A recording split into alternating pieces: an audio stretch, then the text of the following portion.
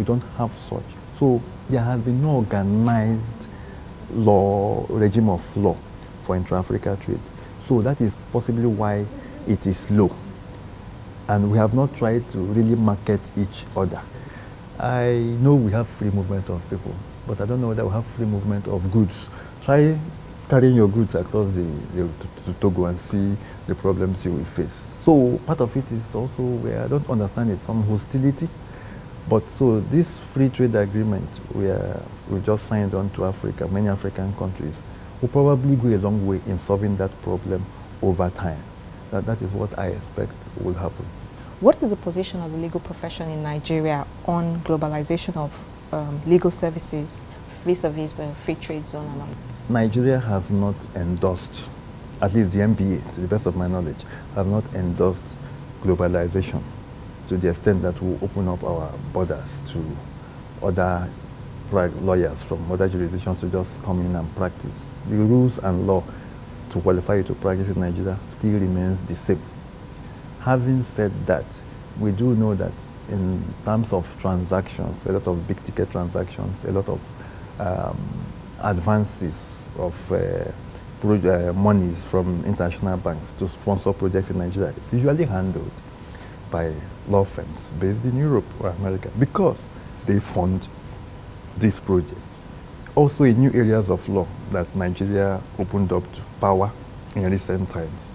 In the past, privatization of certain industries and all that, we had to rely on the experience of this firm because it was new on us. So in a way, they are practicing law in Nigeria. The only thing is that they have to work with Nigerian lawyers.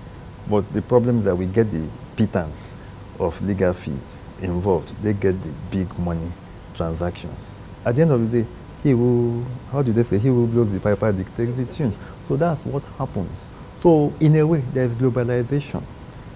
And I think that those in litigation are those who are largely unaffected by this. I do not see a lot of these foreign lawyers coming here and saying they want to come and take over our litigation. We are too good. We are far too advanced. They are not going to compete on that. They are competing on transactions. So yes, commercial lawyers are the ones in danger of this. But for now, I think it will be inevitable in the future, both in Africa and the world. But there will be safeguards to protect us in Nigeria and other African countries. What do you think will be required of legal practitioners and legal practice in an area of free trade zone? If you have free trade and you have a treaty regulating free trade across countries with a lot of benchmarks and regulations, it means that the lawyers who are going to be practicing cross-border must acquaint themselves with the trade laws that are going to regulate this free trade. Okay? So lawyers have to go back to school. We have to learn free trade. And this will also lead to many specializations, generally in African trade law, then especially on competition and consumer protection, intellectual property to an extent, dispute settlement, resolution of dispute. That is why we have provided a platform at our conference next month, 27th to 29th of June, to prepare lawyers for the impending changes that this free trade will bring to the profession. Nigeria is yet to give its assent to the African Continental Free Trade Area AFTA agreement. Is there a possibility that the legal sector can influence this position? Yes, we can. Oh. But yeah, we know at our conference next month, we are providing a platform for government. They will be there on the 28th of June to talk to stakeholders and try to convince them that their fears are not necessary, or that at least they have considered their fears in the negotiation of the agreement, free trade agreement, and that they need not fear.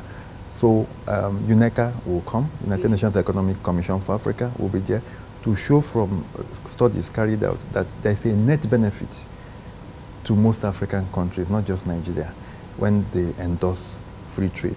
Other stakeholders, the AU is coming, the Labour, Manufacturers Association of Nigeria, NASIMA, that is the Chamber of Commerce, they're all coming there, and we are all going to sit down as professionals and stakeholders and discuss this thing and have takeaways. So that is already influencing it because we are providing a platform for government to continue their stakeholder consultations across the board. How would you rate legal services in Nigeria generally? The future is bright. That's the way I will put it because I'm an optimist. But if I were to look at what is happening today, I would be pessimistic because nobody wants to pay legal fees or they want to pay what they like. How are we going to sustain a profession or standards if those who can afford it, I'm not talking about people now, do not want to pay us? But as long as there are human beings, as long as the economy of Nigeria continues to grow, then legal services will be indispensable. And so the future will be bright. But with our population, we really need to have an economy that grows at a very high rate on a consistent basis to be able to absorb all these professionals. Otherwise, you have a situation where you have many hungry lawyers and it's not good for the dignity of the profession. How critical would you say the role of lawyers is in the influence of key policy decisions? Important, very important. You do know that in Nigeria, we have the PEBEC, Presidential Enabling Business Environment Council, under the Office of the Vice President of Nigeria. We, the SBL, Section on Business Law, have partnered with them to improve the ease of doing business in Nigeria. We also partnered with National Assembly. That's why you have the KAMA bill that was passed by the Senate. But at the end of the day, our influence is limited. At the end of the day, our life belongs to politicians. They determine our future. So if we really want to be influential, we should all join politics.